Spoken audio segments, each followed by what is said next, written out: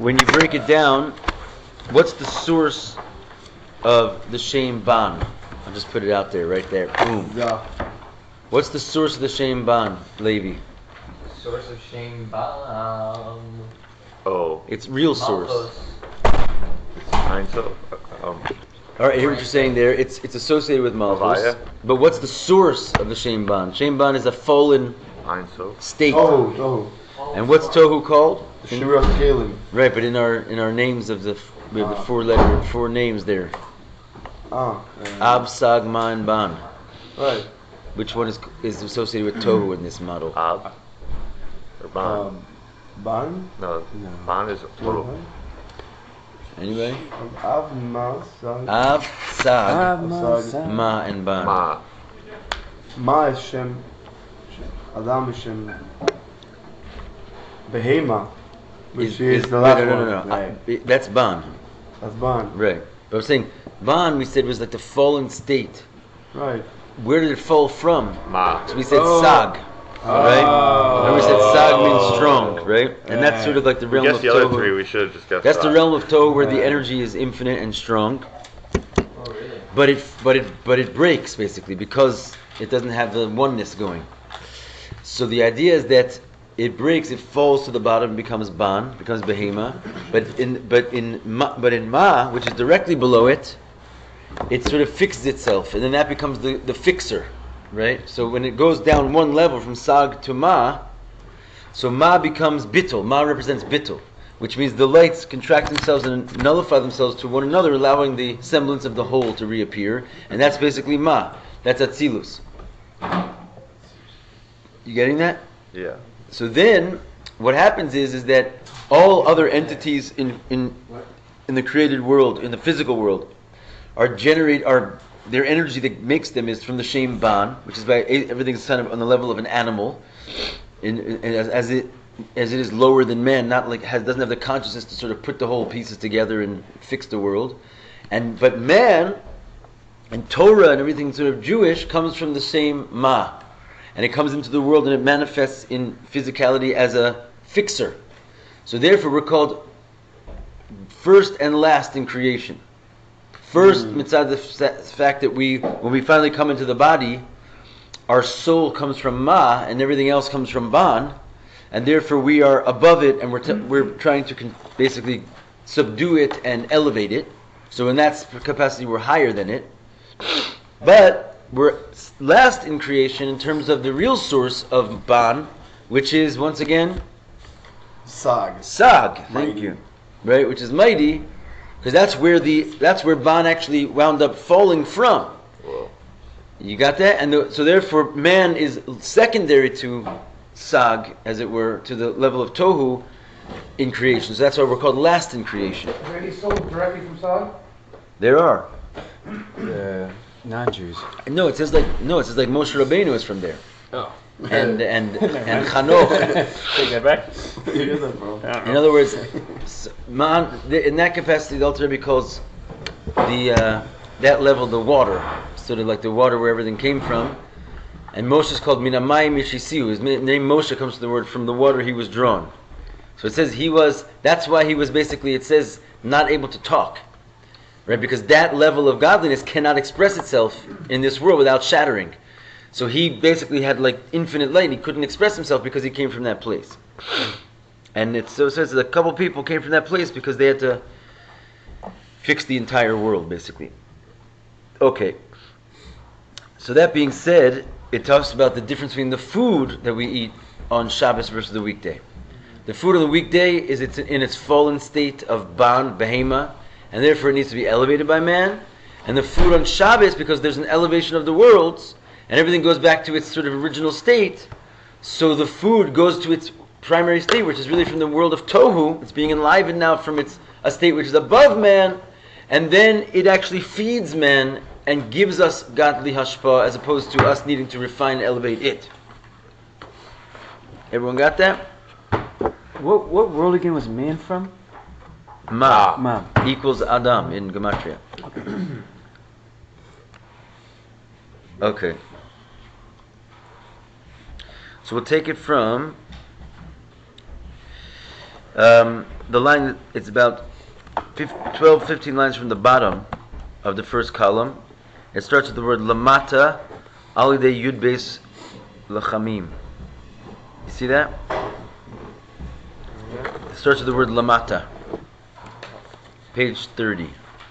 Everyone has that? Anyone want a book? There's plenty of books here. Books. Alright. Lamata. So go in a little bit further into that line. It says, V'zeu inyan tzadik ochel l'sovea nafsho. This is the inyan where it says, a tzaddik eats to satisfy his soul. And then the rest of and the rest of the verse is ubetin rashayim techsar, and the stomach of rashayim is always empty. So in the simple meaning, that's obvious, right? The tzaddik eats only to satisfy his soul, like in other words, he doesn't eat more than he needs to. And the stomach of the wicked is always empty; they can't get enough. That's the simple meaning. But it goes much deeper than that. Kiyesh beis achilos. He said there's two levels of eating, as we said. Achad hu l'sovea nafsho. One of the levels of eating is called to satisfy your soul. So now strip it from the simple meaning that we just said. Satisfying your soul is like we said the eating on Shabbos, right? That you satisfy your soul. Your soul is becoming satisfied from the eating. V'habeis hu betin rashayim techsar. And the second level is that the stomach of the wicked is empty. Okay, so let's go into that. What do those two things mean? So as we just said, to satisfy your soul represents the life force of the soul which comes from above, like the Shabbos eating, which delivers life force from a higher world in you. It's l'soveya nafsho. A tzaddik eats l'soveya nafsho to satisfy his soul. Betin rashayim. Now this is the interesting taich. It's like a little drasha on this, which is very nice. The stomach of the wicked. What does it mean? The stomach of the wicked is empty. Is always empty. Is always lacking. Hainu ki rashayim hem achitzonim. The wicked, of course, represents the chitzonim. What is chitzonim? So as we said in the analogy yesterday, the chitzonim is like the shell, whether it's the thickness of the bread or the coarseness of the blood, like whatever needs to be taken away, because it's basically coming from klippa. That's called the chitzonim. That here in this verse, it's called the rashayim, the wicked. These external, the klippas. And it said the rashayim, they're the chitzonim. V'ayde ha'achila mivarim mehem. Right? Through eating, you refine them. And then it says, so in other words, so what is he saying? Read the verse again. Betin, Rashayim Techsar is a whole different statement now. It's saying the stomach removes the wickedness. Right? Because you can read it like that. The simple... no, listen. Betin Rashayim Techsar means the stomach of the wicked is always empty. We said. Now think about it like this. Read the word slightly different in a different way, and it looks like this. Betin, the stomach, Rashayim Techsar. Techsar means it removes or makes go away the Rashayim. The stomach removes the wicked. That's the way to read it now. Why does the stomach remove the wicked? Why? Yeah. Because it makes the food holy. It makes the food and erases food. Like, I mean, it makes right. it digestible, right? It erases like the bad things. Right. The pashat, the stomach is where the main thing happens, right? It comes from being a piece of bread to a human being. So it literally, I mean, just on a biological level, it removes the chitzonim. It removes it. Like in other words, what is the chitzonim? There's a life force enlivening this, which is sort of an energy, or and on a deeper level, it's a godly energy. And in the meantime, it's looking like a loaf of bread. So you chew it up and you put it in your stomach, you take the energy out, and the loaf of bread goes out the other side, and you have this energy, it removes the Rashayim. What are the Rashayim? The external forces that are like sort of shaping into something other than what it really is. So the stomach does that automatically, like when you eat, basically, we said it's this refining process. With or without broth, it's still doing it? In general, when an animal eats, it does the same thing, right? It just removes the external klippas of whatever it is. But of course, when a Jew eats, it's like put to the test, because we can, as we said in the other class, you can go lower than an animal by eating if you don't eat with a bracha, if you don't eat with the right kavanas and so forth. And that was all thing the man. The man didn't have Yeah. any chitzoni. That's why he didn't have any waste products, right? He just ate pure godliness. And that's like the 12 breads. We're saying that like the name of God. But that's on Shabbos. So that's not to do with the stomach. The stomach is not what made the man such special. Didn't have any chetzonim. Before it even got to the stomach, didn't have chetzonim. The stomach had nothing to do, so to speak, with the man, in terms of separating the bad and bringing the good into the body. Because the man was only good. Heavenly food. It's heavenly food. That's what we're saying. It's like there's two types of eating. One is like the lechem mina shamayim. One is lechem mina aretz. So then the verse goes on to say, Chayil bala v'kienu. Right? So when it comes to the Rasha, it says basically he'll swallow he'll swallow the strength and throw it up. In other words, again, like the stomach is always wicked of the stomach of the wicked is always empty. It's the same idea. Like he swallows his strength and then he just throws it up. It's like just like bulimia, kind of like they're just eating stam. They don't even get the strength out of the food. They just throw it up. But again, it has a whole deeper meaning. Chayil bala b'kienu means that the food, before it gets to you, the food swallowed strength. The strength of God. How did the food swallow the strength of God? How did food swallow the strength of On God? Shabbos. Mm-mm. How did that happen? Yeah, the food, he's saying, swallows. It's enlivened by God. Right. And it swallows it up and it makes it look like it's a piece of bread, which is different than God. So the food swallows, as it were, the world swallows God. Because it's all elukus, and instead it like sort of puts elukus inside and hides it and makes it look like something else. Oh, because there's sparks in there? Because the sparks in there, not only the whole thing is just a spark. It's just like it's clouded to our vision. So he says, Chayil bala v'kienu. It's talking about the food. The food swallowed strength, but it will spit it up. Because when you eat it, you're going to pull out the spark from there. You get it? Nice. Ki b'chol machol, because in every food yesh taiva. Every food has a certain taiva to it. Shu shoresh ha-klippa. And that part of the food, which is not just the pure, energizing part of it, is the source of klippa. In other words, every food is based on being godly and also being concealed by godliness. When you look at the food, what's the part of the food that's concealed in the godliness is your interest in it so much. Because then, as we said before, it's in control of you. You're not in control of it. Your job is to come here and take this separated world and bring it back into oneness. The second, it's going to draw you into its world and sort of capture you. So that's the klippa of it. That's what it's there to like sort of like set a trap for you to see if you're going to fall for that. And that's the taiva is the shorish of the klippa in the food.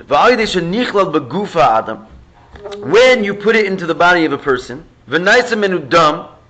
and this thing now becomes blood, and it goes then gets sent that blood to the heart and then to the mind. It has this tremendous elevation of liver, heart, and mind. Becomes like mamash a thought all of a sudden.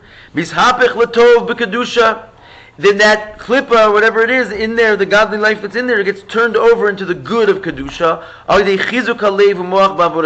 That is, of course, if you use your strong mind and heart for the service of God. It's really the biggest tikkun in this world. Just to eat.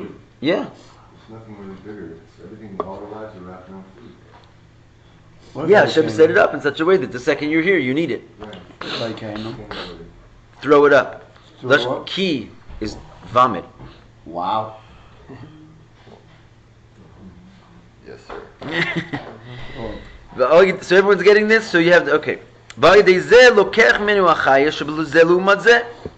And through this eating process, and then of course using the energy to serve Hashem, you take the life force out of it, which was in the meantime sort of being a clip and trying to tantalize you. You eat it l'shem shamayim, you use it for God, and then you take the life force out of the zeh lu'umat zeh. It's kind of a long Rosh Tevos. Shebazeh lu'umat zeh. The first word on the line.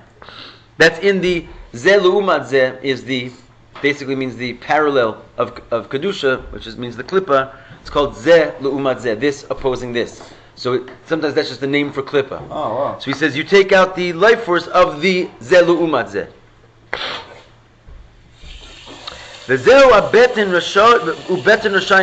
That's what it means that the stomach of the wicked is empty, meaning that the stomach empties out the wickedness. That's what it really means. It removes, right? It takes away the chayes, the life force that was swallowed by the food, and makes the food throw it up, as it were, like hand over the keys of this energy. When we beat no, you're Yishenu Keil. That's why there's a pasuk that says, "From your stomach you will inherit God." Mamash, right in there, because that's what's happening. It's an inheritance. The food dies, and you take the money. I wonder if they know like the scientific chemical process, like the food turns to energy. Like they know about that, how that works. I wonder. I think Rambam. I mean, I don't think they called it chemical, but they definitely knew how it works probably better than we do. I mean, they're talking about the Chachmei HaGemara. They basically knew all the secrets of the world. You're asking if the modern science knows what this is saying? Yeah, like how the food turns to energy. For sure. I mean, that's like the whole study. Yeah. What's the relevance of they don't really know how like it turns famous to, like, people in the life Torah? Like necessarily. they fast They don't even know when what they do life something is. wrong. They fast. But if Science food is is whole like for something life. that we're supposed to I just don't know. use, I just don't know. wouldn't that be like? Well, if you do something wrong, Just explain, right? like, how it Why goes. did that happen? Like, all this, like, Even if you do something wrong by accident, it cells, says. like, this composed, Like you have to bring a sacrifice, Oh, yeah. right? Why do you have to bring a sacrifice if you do something wrong by accident? This actually it drives some people crazy a little bit. What do you do already? It was an accident. You should be punished. Like I'm talking about like secular people. What are you talking about? Blemish off your soul. Yeah, but how did it happen that you sin? Sin doesn't just happen by itself. It happens because your animal soul overpowered your godly soul. So even if you sin by accident, it still came from an overpowering of your animal soul. So you wouldn't sin by accident even if your godly soul was fully in control. Like tzaddikim don't sin by accident. They don't have can't happen to them because they're mamash in control. There's no accident.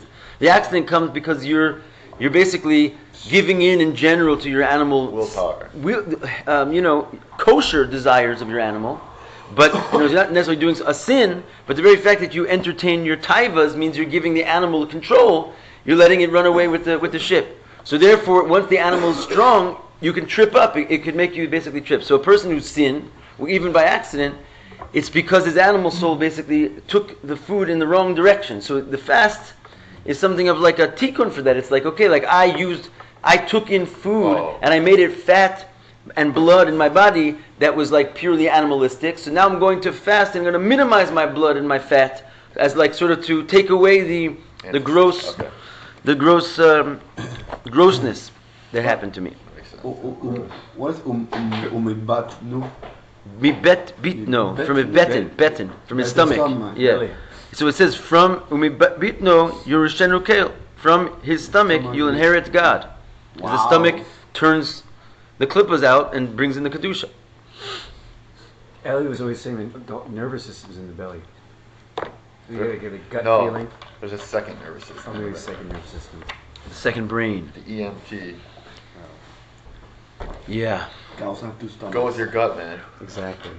Cows have two stomachs. They're smarter than us. Vehine More. hachila shebechol shibachines birur. As we said before, the eating of the weekday is all about refining, whereas the Shabbos is boder is aser. Hulios ubetter nashayim techsars. The whole point of eating during the weekday is to be at the state of the stomach of the wicked is never empty, right? In other words, it's a funny thing. You're thinking that's talking about Rishayim, like wicked people, but he brings it into the family over here. He's saying, no, everybody should aspire to eat at the level of betin Rishayim techsar, which is that the stomach will minimize the wickedness. That's how we're reading it now. And that's a weekday eating. That's as good as you can do on the weekday. You can't eat to satisfy your soul on the weekday. It's not available because the world is not being enlivened from such a level that the world itself, as it is, can satisfy your soul. So all you can do is elevate the world by having your stomach reduce the rishoyim, by making the food spit up the life force and give it back to you. How about if you eat food from Shabbos in the weekdays? Ooh. Leftovers. There's an Indian like that, but because it's like used for kedusha, but Right. according to what we're It's saying not now, the same thing. it doesn't really work because once Shabbos is over, basically the world goes back into this shattered state, including like everything. But where are these guys doing it over there? Maybe not. Rabbis? Maybe you could say that because you used it for the Shabbos meal. It sort of Right. took on the In the middle of the week, you need to like have some like holy food. You eat some We need a Shabbos, rule. like, leftovers, you know, We like need a that. ruling from the And that. Sanhedrin. Okay, I mean, listen. I don't know if you can say that it's Mamish Shabbos, but remember in the Shabbos for the week. Sidetrack. Anyway, Sidetrack. I'm saying, I mean, not on Shabbos, for Shabbos. in the Mimer about Noach, we said there's like basically 3 levels of Shabbos, or at least. There's like the Shabbos of every day, which is Tefillah. There's a Shabbos of the week, which is, Shabbos. And then, you have the Shemitah, and then there's like the 7,000th year. It's four levels really. But, so in other words, I guess you could say at a certain level, there's a little Shabbos you can enter into every day. Right. So, I mean, Prayer. you're not in prayer. You're not necessarily eating there, but the idea is that you're bringing in, I guess you could make some kind of a Shabbos level for yourself, I suppose, with it. I'm not sure. Is that why, like, some people didn't eat during the week?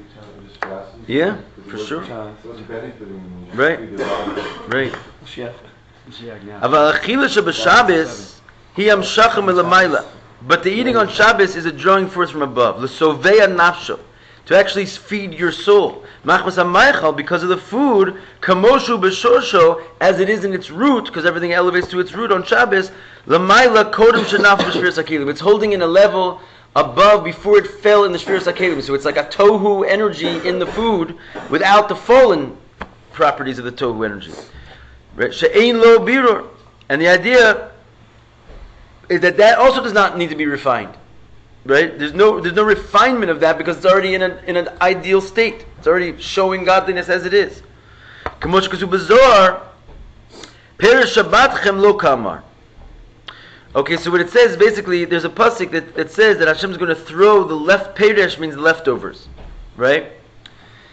Leftover food. No, look at So, that. Leftover food.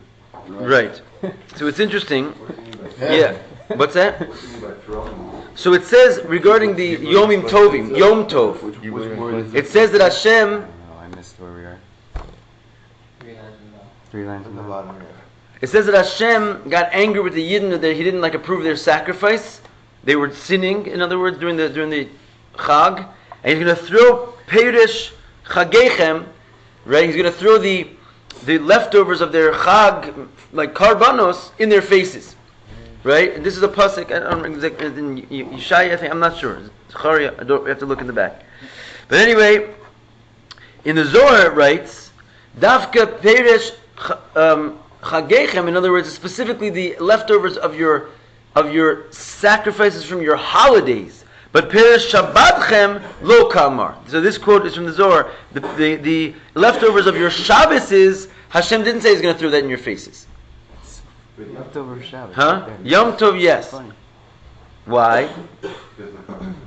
Because there is no leftovers on Shabbos. That's the point, right? In other words, Shabbos, there's no Yom Tov. The Indian is, there's actually a halach in the Shulchan Aruch. We learned from Eov, because he was the first person to do this, that after every Chag, people fast Monday, Thursday, Monday. Right? I know some people who do that. Yeah, some people do that. And why is that? Because the Chagim is mamash a party time. And you're basically partying for Hashem. But maybe you didn't totally party only for Hashem. Because you had mamash meat and wine and friends and the sukkah and everything. And maybe you just took it a little bit into the other side. So to make sure that you basically make a tikkun for yourself, right after the Chagim is over, people would fast 3 times. In order to basically, because there's leftovers, so to speak. There was. What does it mean, leftovers? In other words, leftover means waste products. Right? It was not all consumed. It was not all absorbed into the system. There was waste, leftover, like waste, right? Excess. And the idea is that therefore, like you said a minute ago, you have to burn off that excess which is in your body by minimizing your fat, minimizing your blood by fasting. But Shabbos, it never says the waste products of your Shabbos, Hashem is going to do this, that, and the other thing. Why? Because there's no such thing as waste. Shabbos food does not have waste. It's like man. Because the whole entity of the fruit is elevated to this level of pure kedusha. There's no klippa associated with it that needs to get separated and siphoned off. It's just the whole thing is kulo kedusha. So that's where the Zohar learns this whole lesson that we're learning here from this one line, a diuk, that it says the waste of your chagim I'm going to throw at you. But he says perish shabbatchem lo kamar. But the waste of Shabbos it doesn't say. So that also means that Yom Tov isn't elevated up there. It doesn't go to the same place as Shabbos. Right. It doesn't go to the same place as Shabbos. It says Shabbos comes from Chokhmah, Yom Tov comes from Bina, which means Shabbos basically maintains its sort of pure kedusha. Bina already steps down to another level of tzimtzumim and separation. What about Yom Kippur? gotta be. Yom Kippur is Shabbat Shabbaton. No, lo achila v'lo shtiya. There's not even any eating and drinking to do. If you need to eat on Yom Kippur, No one fasts after Yom Kippur. Oh. Because you're fasting. no. I mean, in general, I hear what you're saying. Yom Kippur is like, The things don't get uplifted, and things are not uplifted on that day. I think there's not, the idea is that it goes to such a high place. It's like there's not even gashmias, right? We don't eat, we don't drink, we don't Yeah. wear this, we don't do, like everything having to do with gashmias is like out of the picture. We're not even on a level where we're interested in gashmias. It's gone. Like we're holding on a level which is higher than the source of gashmias, which we're saying right now. The source of gashmias is very, very high. On Yom Kippur we go Shabbat Shabbaton. It's like not only is the food holy, it's like there is no food. Lo achila v'lo shtiya. Ultimately, it says that the third meal of Shabbos is higher than Yom Kippur. That's why we do eat a little bit, because the idea of associating yourself with the gashmias is actually has an advantage of like no gashmias whatsoever, pure spirituality. But again, if you go too much into the gashmias, this is the whole reason why we don't eat bread at the third meal. It's all connected with the same thing. Because in theory, okay, there's no waste on Shabbos.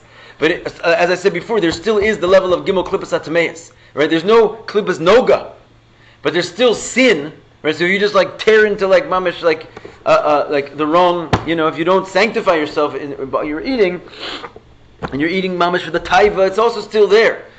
So the idea is that on Shabbos, the third meal, that's why we don't eat bread, because we don't want to get engrossed too much, but we do eat something, as opposed to Yom Kippur, where we don't eat anything. And the idea is that Shabbos is higher than Yom Kippur, because we eat a little something to attach ourselves down to the source of Gashmi. So, regarding what Levi's saying, Levi, you could say Yom Kippur is like sort of like the beginning of Shabbos, and the end of Shabbos is more like Geuladik, like Purim, Yom Kippurim, where you do eat, and you dafka get into the Gashmis in order to connect to Hashem. So how's that third meal of Shabbos doing that? It's Shabbos food and it's coming from. How's it doing what? So there's a grossness. That's what There could be. In other words, you want to make sure that you don't get involved in that. It's the third meal. Right. So it's the highest, most like, this principle is coming down in full blast at that time, right? Because the whole idea of eating on Shabbos is what we're discussing right now, that you get something from the food. So the third meal, you get more than any of the other from the food, right? But therefore, you want to make sure that you're connecting to it properly. So if you go and have like a full, like, bread, simply. So the bread is the idea that it's a coarse type of like, full on putting your head down and eating, you know what I mean? So the eating is a little bit more delicate, is what we're trying to say. So you eat not bread. That's the minhag of Chabad, as we explain in the Rebbe's Sicha from Parshas B'Shalach. Dafka fruit. Fruit, which is the meaning of tainug. There's Yes, no way to eat yes. bread delicately. Apparently not. Yeah. Fruit. Fondue. Rabbi had his own. Who said? You saw? You know that for a fact? What's that? Rabbi had mazonos at the third meal? I think so. Who said that? I just did. Like for the first time? You're like the source of that information? That's amazing. Ooh, revelation. You are. First. Okay. You heard her first. Okay. I would think that it was, the Rebbe says over there, he suggests fruit. Yeah, they do in Toronto, they do fruit. They ask you to take in that sauce. wrong to do I mean, it says, I think there's different levels. There's mazonos, then I forget exactly, basar and dag, and then mine peros. There's like a sort of anyway. So the Zohar says peros shabbatchem lo kamar. There is no, okay, so take it with sort of with a grain of salt. What does it mean? There's no waste on Shabbos. You can make Shabbos messed up, but in general, the Indian of Shabbos is that it doesn't like come with it doesn't come with klippa. If you want the klippa, you have to put it on yourself, right? It comes clean. Battery's not attached. Peres shabbatchem lo kamar. Shemasha nasa milamata lamayla. What is made from below to above, al yedei birur, by refining something, by getting the godliness to come out, by your doing it, by taking it and uplifting it, like in the weekday, yesh bo perish. There's going to be waste. Human cannot uplift the kedusha out of something without taking away first the klippa. It comes together, so you're going to wind up with waste. And why, therefore, is Yom Tov not on the level? Because Yom Tov, min harov, most of the time falls on a weekday. That's the whole beautiful thing about Yom Tov, is that we say it has the power that Shabbos does not have, that it can go into the weekday and elevate a weekday. But it can't elevate it to the level of Shabbos mamish. So the idea is that it has some waste. It's still associated with the weekday to some degree. So he says, when you're going to do it from yourself, from below to above, through the refinement, which happens during the weekdays, there's going to be waste. Shupsolis, it's a natural product. You look at any animal, they're going to try and do this process. They're going to come out with waste on the other side. It's psolis sha'amuvcha sholech l'leiv l'moach. The prime, the best stuff is sent up to the heart, to the mind. But psolis yored lamata b'kirbai. And the psolis, the waste goes out to the guts.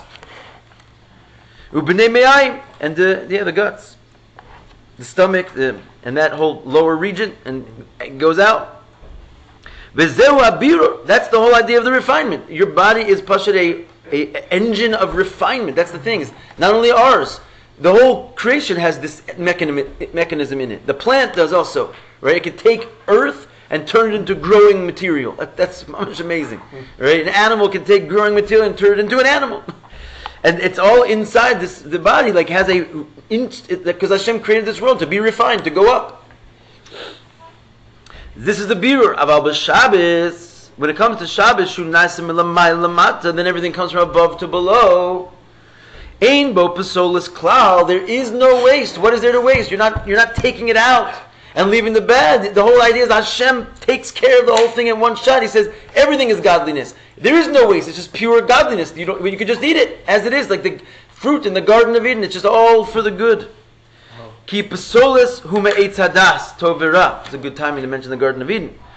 So he says, where does pasolis come from? It comes from the tree of knowledge of good and evil. That's the thing. There was no waste product until he ruined the eating of the Garden of Eden. Up until that, you could just eat anything was good for the eyes. You could just eat. Once he ate this, he mixed in good with bad, as we know, in every aspect of creation. So from that point on, everything was mixed. So if you want to get the godliness, you have to push away the waste. That was not the case in Gan Eden. It was all good. Adam was purely good. He took in evil to himself, and from that point, it was mixed, and you have to go through thousands of years of refining it out of him. Wow. What is Hamas? Nice job. What, Levi? What? Those are the guts. Kirbayim is like the I don't know, the stomach, and the B'nai Me'ayim is the intestines. You said it started When he ate the fruit. but the whole system was arranged to take before the creation, kind of refining. So how did Well, not necessarily. I mean, yes, it was of course in place, and Hashem knows the future. But what was supposed to happen, so to speak, is that he was supposed to be able to wait till Shabbos, right? That was the whole thing. If he would have waited till Shabbos, then he can eat it. then he could eat it because it would have been changed. Its material would have been changed. Wow, Right? that's amazing. Give me a high five on that one. amazing. That's a beautiful You see what I'm saying? It's the same thing. You just didn't wait till Shabbos. Then you can eat. That's awesome. There's no more bad eating. All eating is good. So nafsho. Jewish people didn't wake Wow, up that's shit. crazy. Right? This gave me the chills. This gave me the chills. Another high five. That means your Why? soul is very happy. What? That he waited, didn't wait. That was the whole thing. They didn't wait till Shabbos. Who? I don't know where I heard. Right? Yeah. Because the food would have been Shabbos food at that point. Yeah. And there was no bad in it anymore. Wow. And it would have been the tree of life. That's why like the whole Indian of like Kabbalah and Eitz Chaim is connected with Shabbos, Dafka. The whole Torah is connected with Shabbos. Everyone agrees the Torah was given on Shabbos. Someone told me for some reason It's that like the it man. was, Man is connected with Shabbos. they stayed until after Shabbos and then they were kicked off again. I Right, don't know. yeah.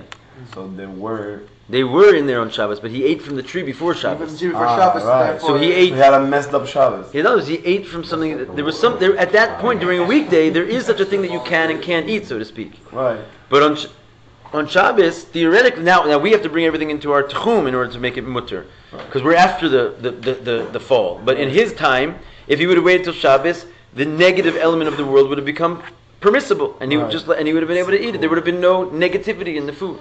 Is there a mitzvah to taste the Shabbos food before Shabbos anyways? Oh, there is. Nice, But the freedom for everybody to do it. The freedom for everybody to do it. That's interesting. That's interesting. No, that's a good vort. That's a What? good word. You just like saved us. So now we have a tainat against Hashem.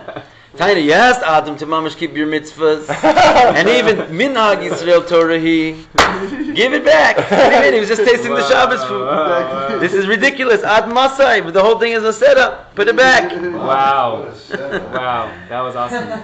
That was nice. I mean, to taste the Shabbos food. Biggest scam. It's a gewalt.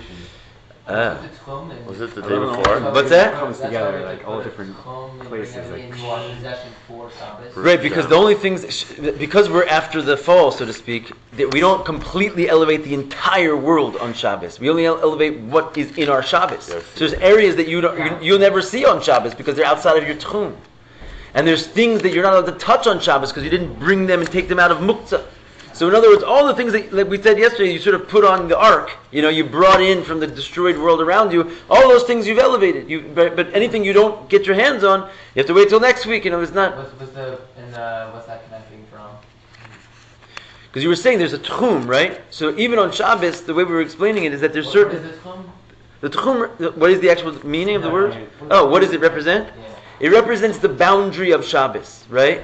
Where Shabbos is happening, and then there's also places where Shabbos is not happening, right? So to speak. Where? Outside of the tchum. Like there's places. Little area. There's an area where you're not allowed to walk outside of it, right? What that represents spiritually, we're saying, is that the world is elevated, and therefore everything becomes sort of like there's no more evil in anything, and you can just eat it. It's all good, like the Garden of Eden. But we're saying that there's still gimel klipas atameis. There's still you can still eat like a treif thing, right? God forbid. In other words, there's still areas which are outside of this like The perfect Torah. world. You understand what I'm saying? Because look, let me explain one more time in a simple Like language. a cheeseburger? Let me just say it one more time just so I make sure I get it. The idea is that the world is mixed with good and evil during the weekday, right? On Shabbos, it's no longer mixed with good and evil. It's all good. Say, well, what about the part that's not good? There's still evil in the world, right? So that part has not been brought into the Shabbos. Like the world's not, we didn't get to the 7,000th year yet. We're only the 7th day. Which means like we don't have the total Shabbos experience where the entire world is turned into good. We just have like whatever the Jewish people in our little community were able to bring into our Shabbos tchum, so to speak. Which means like those things that they don't have any bad in them, and we could just like sort of be in Gan Eden. But there's still the realm of outside of Shabbos in Zman Hazeh. Is that why non-Jews don't need to keep Shabbos? Because it's outside. Yeah, Mistama. There's a whole realm of outside. Yeah, the world is not fully Shabbos, right? And that day it says Yom Shekulo Shabbos, right? It's going to be everything's Shabbos. You're right. Mistama, the Goyim will also keep Shabbos. If you put bread somewhere, you can extend. Yeah, so that's also a whole spiritual thing that you can make Shabbos bigger. Same thing with the rules of Jerusalem. There's a whole halacha in the Rambam how you can expand the boundaries of Jerusalem, and it's done using bread. Like you go and like you basically take like I think it's bread, or like the Chachamim go and they like sort of station themselves, and then they go station themselves a little bit further. I forget exactly the mechanism of it, but you can expand the boundaries of Kedusha, and that's basically what we're doing the whole time we're in Galus. We're trying to expand the boundaries of Kedusha, so when the Rebbe sends Shluchim, he's expanding it to every country and every place, etc. 86 countries right now. 86 countries. Gematria Elokim. Wow. We got to get one up after that. We're going to get out of Elokim. Okay. So going on. We should send some shliachs to Iran and open up Chabad house. All they have already. We'll sound the Eli back there. Huh? Eli and that other guy from Kazakhstan. Eli's Iranian. Oh, is he? Yeah. Wow. He speaks the language, man. He'll get right in there, do his They don't job. have a basement bar already there? They do? I'm sure they probably must. I'm not sure. I would not think so. Yeah, I Got would. Jews there, they got a lot of shulls there. I understand, but Jews go in? You should also maybe. send a Chabad house. I to love The it. government America. has to approve or not. This guy was fun. Okay, sure. I don't think they do, David. All right. So anyway, So, It's like, no, they have yes. Chabad So house. going on. Other than everything except for this one tree. Right. Everything in the world Was elevated already. It was perfect except for one thing. And if Shabbos would have come, that thing would have been brought up to a state of elevation as well. Then he could eat that also. And then it would have been mamish geula. It wasn't geula yet for him either. He also had a mitzvah. He also had something to do. He made bara Elokim la'asos. It says he made the world to do something with it, and that's what he was supposed to do. Not eat that thing. So it's interesting. If you're talking about food as a big tikkun, I mean, it's the original tikkun. Like, don't eat that thing. That's basically what a Jew is like meant to go around thinking all day long. Okay. Wait for Shabbos. Okay, so he says, where did the basolas come from? Where did this waste product come from? From the Eitz Hadas Tov V'Ra, right? from this original sin. V'lamata The original sin. naset tov v'ra b'chol habechinas al yedei achilas adam harishon meitz hadas tov v'ra. So what he's saying is that it became down below evil and good and evil became mixed into every single thing in the world due to the eating of Adam Harishon from that tree, as we said. The mixture didn't just happen with him, but remember, actually, Rashi says he fed it to all the animals, right? They passed it around. Wow.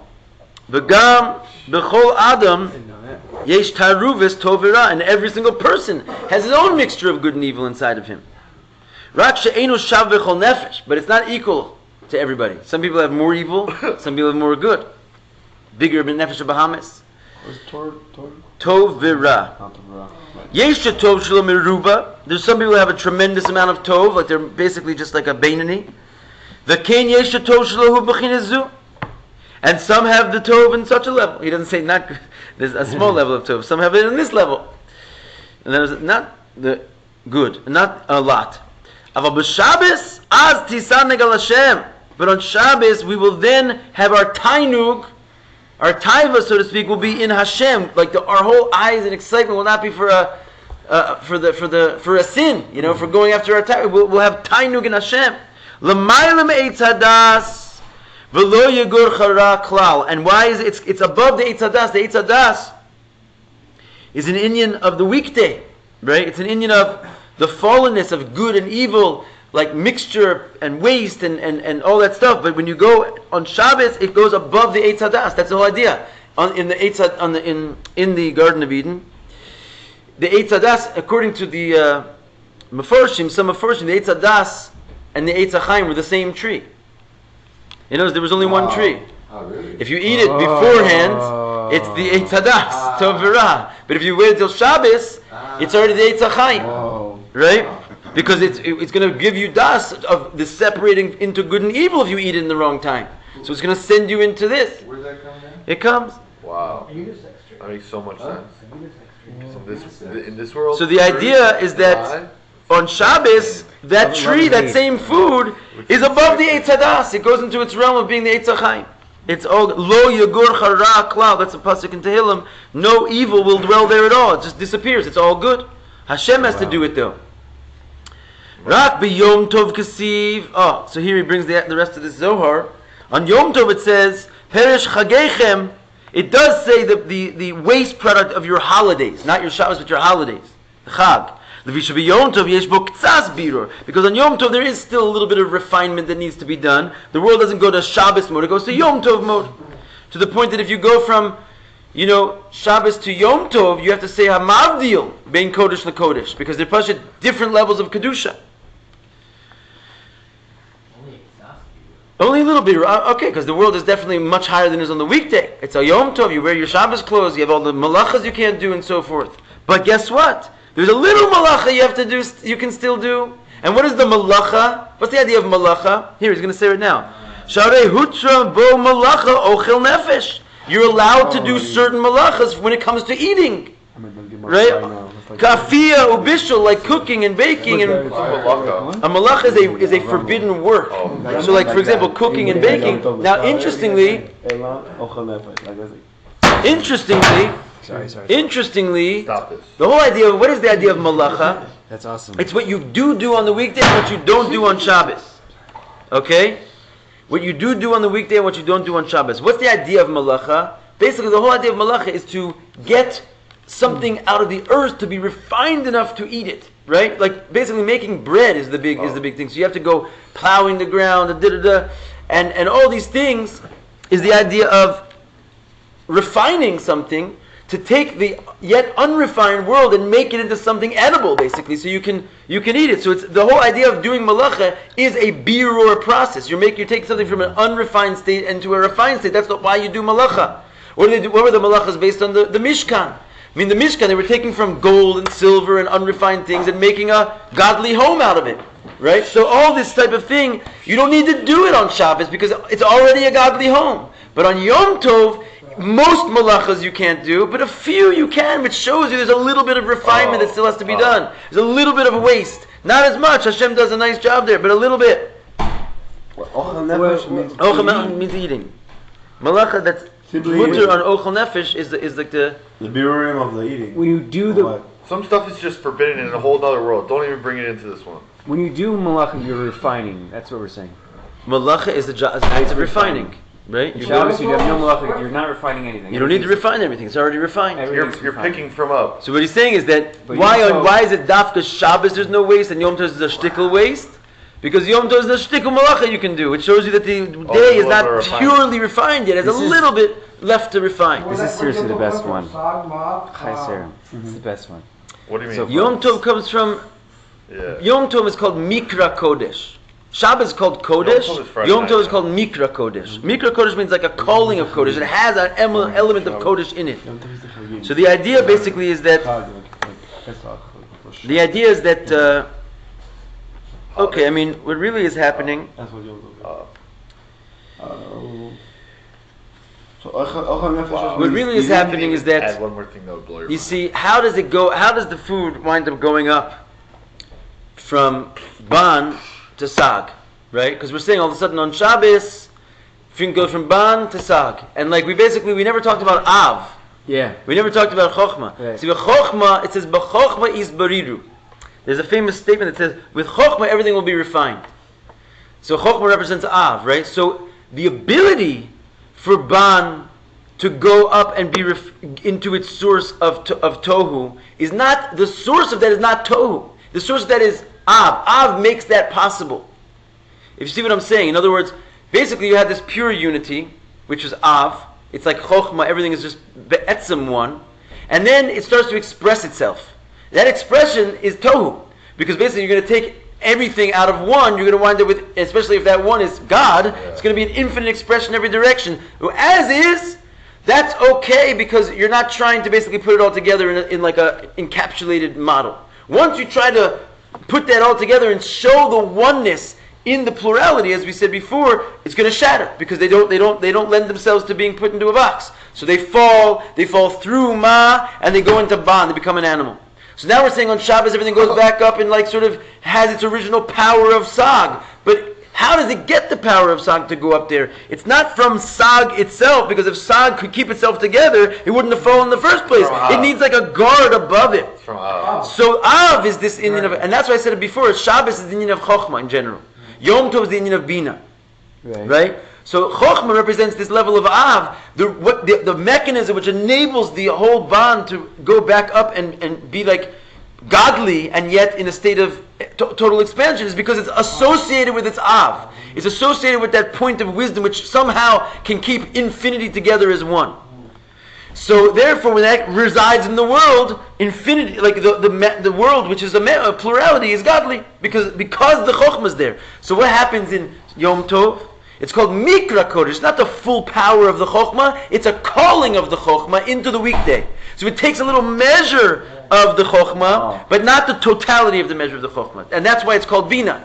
Because it comes down into Bina. It doesn't come down as Chokhmah. It brings a little shine of Chokhmah into Bina. So it keeps Bina more or less together. Bina representing Sag, by the way. Because you have Av, Sag, Ma, and Ban. It's Chokhmah, Bina. So Bina represents also Tohu in a certain way, because that's where the expansion happens.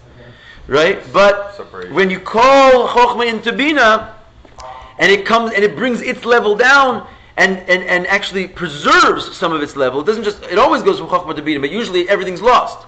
But when you can preserve a little bit of the unity of Chokhmah and it stays into Bina, that's Yom Tov. Wow. That's a little Chassidus right And there. and the only difference is ochel nefesh, basically. That's what malachas you can do. What Anything you can do. you can do malachas. You can cook on Yom Tov. You can cook on Yom Tov. I'm No, not eating ochel nefesh. ochel nefesh means eating. The soul's eating. In order to eat, you can do any malacha. You can even plow. And shecht you can do, but I'm saying you can't plow today. But I'm saying because the Rabbanim came in and said there's certain things that they didn't want you to do, because if you can do it before Yom Tov gets around, don't like leave it for Yom Tov and start doing your plowing. So they ushered a lot of things with the Rabbanim, but midaraisa you can do anything that has to do with the making of food. You can do it on Yom Tov, and that's because of what we're saying. Wow. I missed one like little thing. Was Wow, Shabbos is super important. how does the Av how does that make Shabbos Shabbos? how does that work? The relationship of Av and So what I was Sag. saying there is that Yeah. in general, Sag, its natural tendency is to shatter into Ban, right? It Yeah. falls through Ma becomes the Tikkun, but it falls through there at first Yeah. and shatters. So, Right. so what makes it not shatter? What? Av is not the Tikkun? Well, Av and Ma, they're associated with each other because Av is sort of like the boss of Sag, and Ma is like the boss of Ban, right? It's like the Yud versus the K versus the Vav versus the K, right? So they each have like a sort of preside over the separation that comes after them. So Okay? So, but what happens is that before the Vav, it comes into the picture. It's interesting. The Hey almost precedes the Vav. Because from Bina, or from Tohu, it shatters and falls right away into like Malchus, and it's broken. So then Vav has to come in and sort of create a tikkun for that. And create the mechanism, which is actually drawn from Av, to go in and put everything back together again during the weekday. So on Shabbos, okay, it's getting a little complicated, but on Shabbos, what happens is, if Tohu's natural tendency is to shatter and become Ban, so what happens on Shabbos that all of a sudden isn't shattering? Why the whole weekday it's not able to keep itself together and make the whole plurality of the world holy? And only on Shabbos it is, because something happens, something else comes down from a higher place Right. in order to enable the multiplicity to maintain its connection to oneness. Av is like the glue. Av is the glue. Right. Av is the glue. And it like pops in once a week. So amazing. And ultimately that would be like the Geula, would be all Av. So Av is the highest. Tzfat represents Av, by the way. yeah? You're wondering, there's Chevron and Tzfas connection there. Tzfas is the Yud of Hashem's name. Chevron is the Hey. So basically the whole ultimate, and that's why the Indian of Tchias HaMesim. What's the ultimate birur that has to happen? What's the ultimate birur?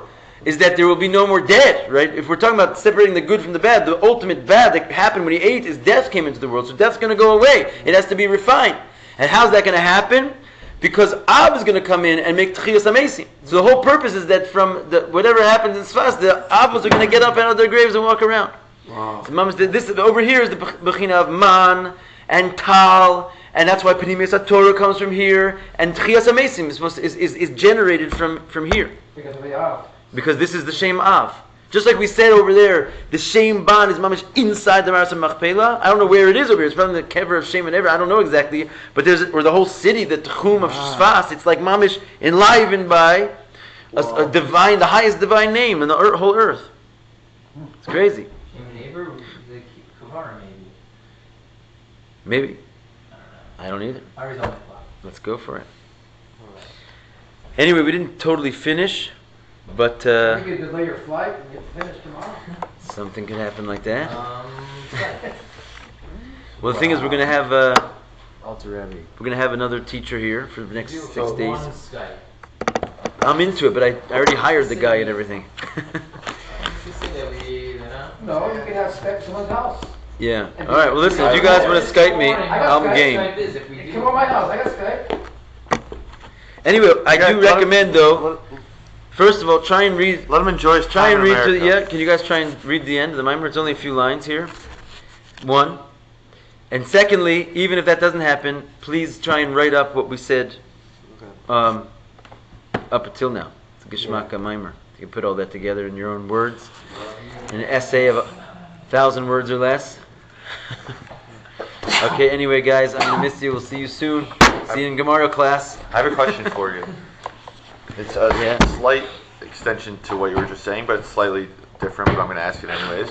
Is okay, so when we actually are breaking down food, right, we bring the holy side that goes all the way up to like even thoughts, which is very high, and then you have the waste, which like animals and humans, everyone has waste. But I was reading an article yesterday, and I think it was fitting. Is like it said, like when you start to like the earth itself, and when like farmers and like they need manure, they need to actually start the growing process. So like although that's the end for one train, it's really like then it's like curls around it is the beginning of. So it's actually like a circle, right? So like although we look at it as waste, Right. it might actually not be. It's waste in one, Right. but it's not. Right. So I guess Is the it point weight? here's the point. Is that like On the end of it? Shabbos, what we're saying is Yeah. that waste is only a negative term Right. on the weekday. But on Weekday, Shabbos, right. the waste itself is holy. Right. So what the waste does is it creates the Seder Ishtalshus. It creates levels.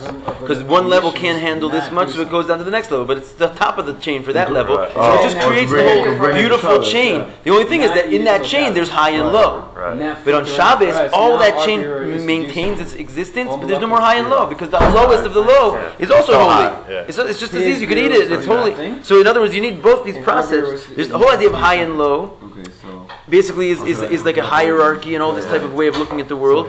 That's dualism, right? And it creates the world, it creates separateness. So in a certain sense, it's like a negative thing, because all of a sudden you have something like where God is far away, you're low, and to others he's high.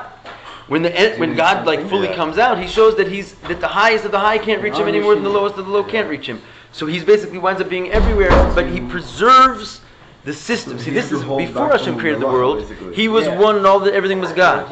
After he creates the world, he's still one, and everything is God. But now there's a world which he's saying is even one, and everything is God. And that's what that whole process is. He elevates basically the would-be other and makes it also God. So he has to create it first in order to do that to it. I feel like people should like. Educated on Shabbat, although